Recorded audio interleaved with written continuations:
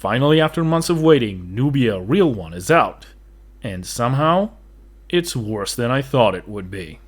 And before we start, here's your quick introduction into the character of Nubia. She's existed in the comics since 1973, and she's had many roles across the years, including Diana's long-lost twin sister, an alternative reality Wonder Woman, Diana's replacement, her ally, and others. She's what you would call a D-list superhero. Most comic book fans would hardly know anything about her if they'd heard of her at all, and the ones that do would be DC hardcore readers and comic book lore enthusiasts. And if you think about it, the character's not a bad choice to give to a writer to try out something new and different. And I'm sure they gave this comics to a writer based on accomplishments and merit, someone who would handle it with care and make sure that this is the best book it could possibly be. Oh, who am I kidding? Of course they didn't. Here you go. Enter L.L. McKinney. And if you look at her Wikipedia page, and this is all of it by the way, she's done 3 books, including Nubia. That's it. And for some reason, she has a Twitter activity section that is larger than her career section. So, perfect qualifications to write a book. But I won't be too hasty, and I'm going to give her the benefit of the doubt. And I don't need to be a prophet or have a crystal ball to tell you that I'm going to regret this decision in a few minutes. We start off with the main character and her friends, and one of the first things you notice about this book is that the art and the writing went straight through bad and dived deep into abysmal.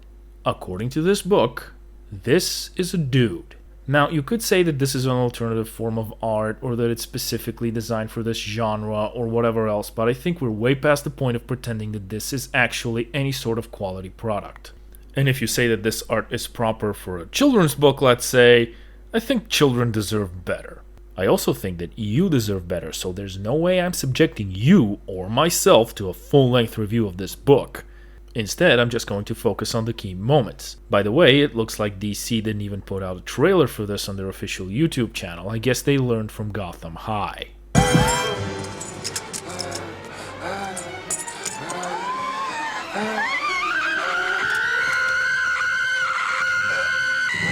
But I digress. Early on in the story, Nubia finds herself in a small supermarket that's being robbed by a couple of armed thugs. Despite her better judgment, she decides to intervene. She rips the ATM clear off the wall and throws it at one of the bad guys and essentially saves the day. So naturally, the cashier, who was being held at gunpoint by these very same thugs, points the finger at Nubia and screams, "My money, thief, thief," and she clicks the alarm button. And now you see one of the many brilliant examples of this book's writing. The robbers were wearing gloves and masks and had guns. Nubia has none of those things. There's cash flying all over the place from the busted ATM, but Nubia's not stuffing her pockets with it. There are multiple witnesses that can confirm that she didn't do anything wrong. And most stores have multiple security cameras that cover several angles, so the footage from them would reveal that Nubia, in fact, saved these people. But you see, none of this matters, because the point of this whole scene is to showcase the white woman blaming the black teenage girl for the crime that she obviously didn't commit because white people be racist. Of course, Nubia immediately runs away, and we get a flashback of her hanging out with what appears to be her first boyfriend that's going to be relevant later. And as she sits there thinking about the past, the police car pulls over and a cop comes out. And yes, you guessed it, he's racist. So he puts Nubia in a squad car and calls in to say that he has a potential suspect in custody, African-American female, uncooperative. You're going to notice a certain pattern about white people in this book. I don't need to tell you, you've already figured it out. And if you try to play SJW Bingo, it's going to be the most boring game ever with these books because they always hit everything on the checklist. Speaking of the checklist, we move on to her 2 moms. They're having a nice conversation about dinner that gets interrupted by the arrival of a distraught Nubia. What follows is a family heart-to-heart. They try to calm their daughter, they tell her that she shouldn't use their powers, they talk about the illegal arrest and all that jazz. And in the meantime, her mother mentions that she's calling her friend D. We also see Nubia with her friends at school, and we're introduced to the resident douchebag. You see, in SJW books, you can't portray someone that's LGBTQ, a person of color, or disabled as bad. And because these books are so diverse and inclusive, and for some reason white doesn't count as a color, you're pretty much left with only one choice. And remember that flashback? Well, apparently she wanted to impress the kid and she lifted the car up in the air, and the kid's mother freaked out.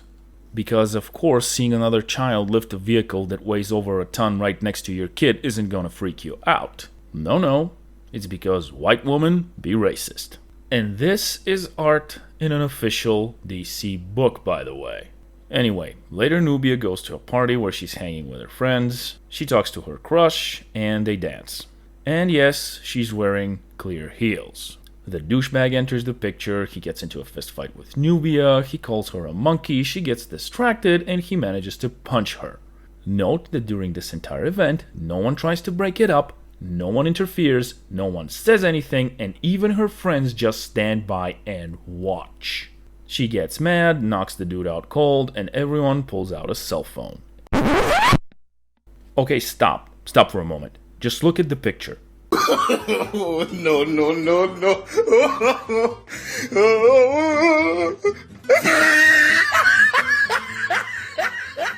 Everything in this book is out of proportion. It's drawn badly, but these hands? Come on. Seriously?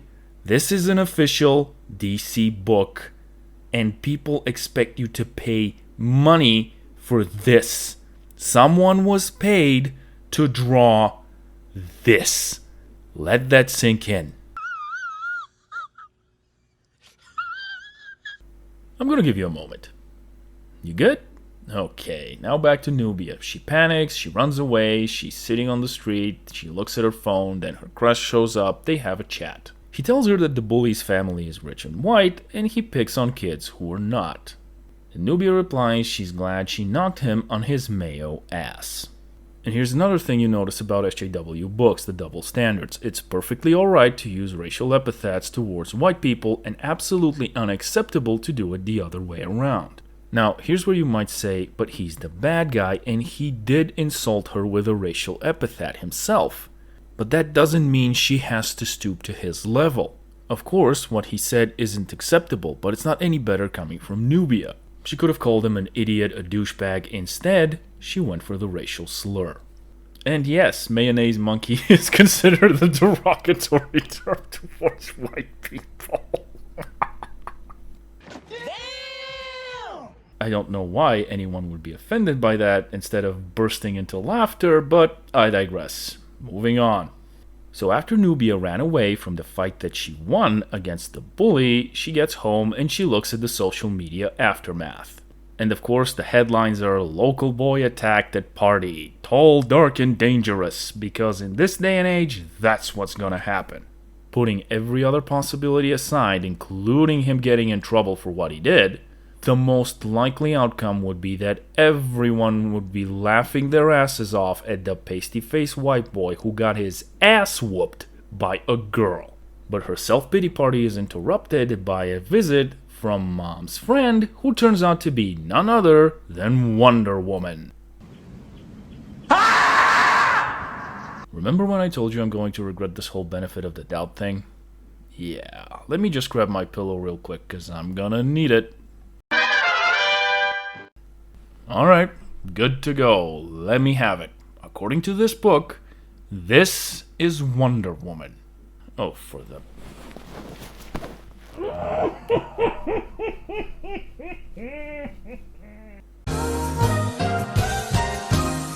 You've probably heard the saying, a picture is worth 1,000 words. So, here's Wonder Woman by Dave Finch, and here's Wonder Woman according to this book.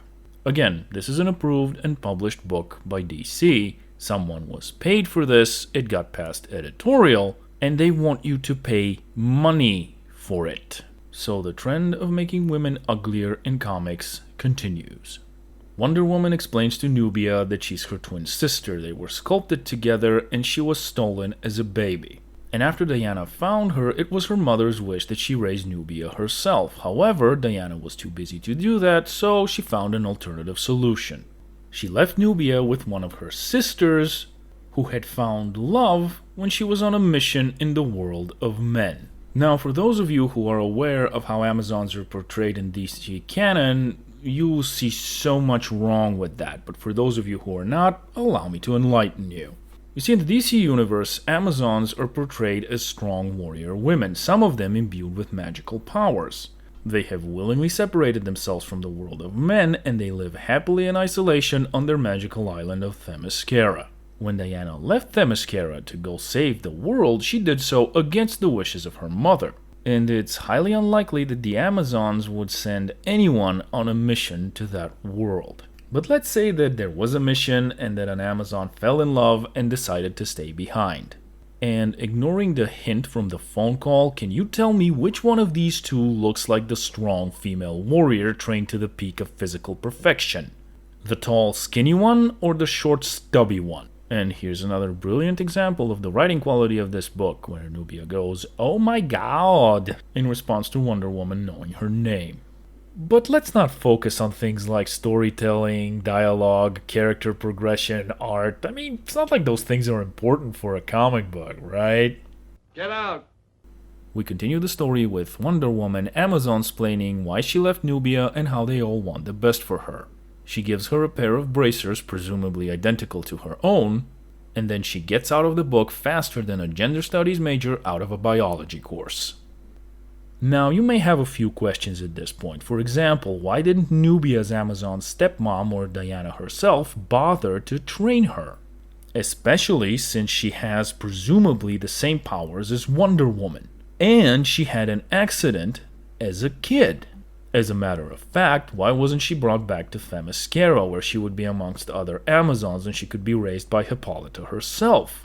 Especially given the opinion the Amazons have of the world of men. But I guess we'll never find out, because apparently the writer didn't ask herself these questions. And yes, none of these questions will be answered. And you remember when I hinted that this book is in present day? Well, here's how I know. Next, we find ourselves at a peaceful protest. And you know it's a current day protest because there are signs like Black Lives Matter, stop killing trans women, no more racist cops, justice now, and on and on and on. And of course, the girl with the shirt that says no justice, no peace, no racist police is telling people with a megaphone that they have the right to make them listen. However, the peaceful protest soon gets disrupted by the bully who is there to throw bricks and Molotov cocktails. And naturally, out of everybody at that protest, the police single out Nubia and her friends and they pull their guns on them. Now, of course, both the cops are white because white people be racist, and for some reason, they mistake Nubia's bracelets for weapons, and pretty much immediately open fire on her.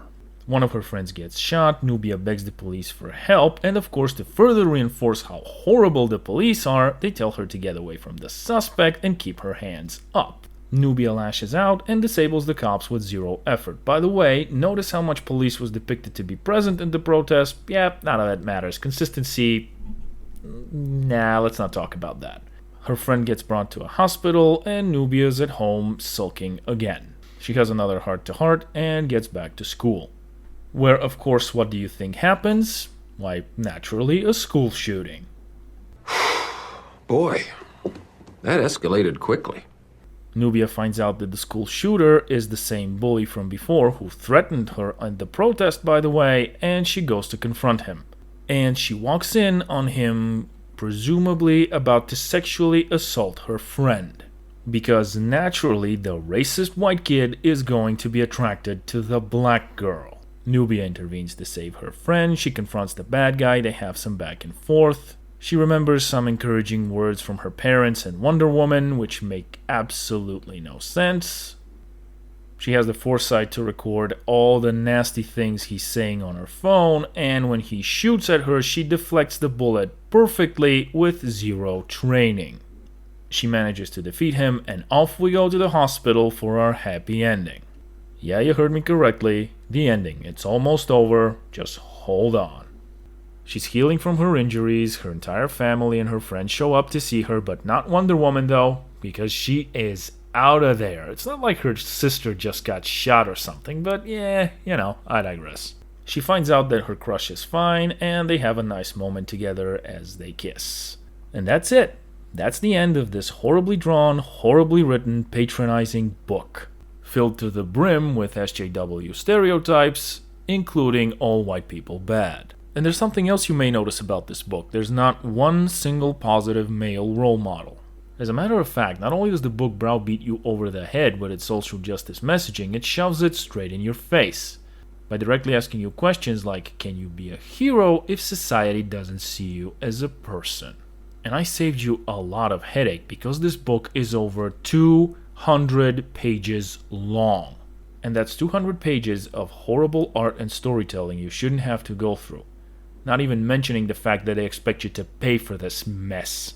And I genuinely can't tell who this book is for because it's not for comic book readers and it looks like a horrible young adult novel. The only reason for the existence of this book is for the author to feel good about herself and to virtue signal with it. But there's one thing about this book that pisses me off most of all, and it's not the author's casual racism. It's that people who look up Nubia for the first time will most likely find this book first, and that will be their impression of the character. And she joins the ever-growing list of characters ruined by incompetent writers and social justice. And we know that any criticism towards this book will be labeled with every buzzword under the sun, ranging from homophobic to racist, transphobic, and anything else they can think of. But that won't change what this book is. Unlike Gotham High and New Warriors with Snowflake and Safe Space, that are full of cringe but you can at least make fun of, this book is just bad. On a personal note, I'm going to need at least one season of Batman the Animated Series to detox from this. Let me know what you think about Nubia Real One in the comments, and I'll see you around. Seriously though, someone got paid to draw this? What the fuck? No, what the heck, I'll laugh anyway.